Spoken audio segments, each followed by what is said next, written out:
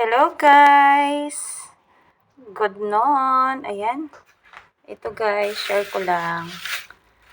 Bumili ako ng isda na tawag dito bilong-bilong.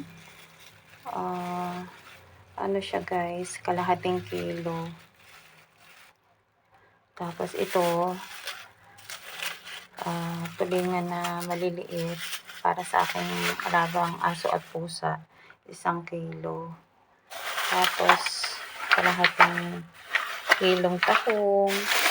Tapos, 2 pirasong tilapia. Ayan. Mamaya, lilinitin natin.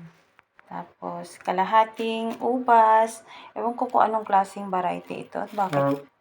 Parang hahaba ba? Ayan. Tapos, guys, 2 pirasong bayabas. Ayan. Tapos, sibuyas bawang. Tapos, guys, ayan, pechay. Lalagay ko doon sa, sa nabili kong tahong.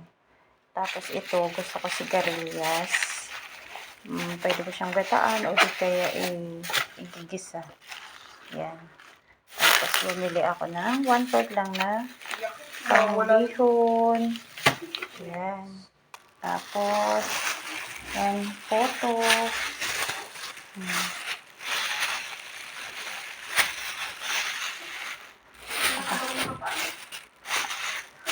Konti pala. Tapos, meron ako dito guys, nakakanin. Yan, malagkit. Ayan, tapos ito. Yan lang guys. Binili ko 1.5 ang halaga. Share ko lang. Thank you for watching.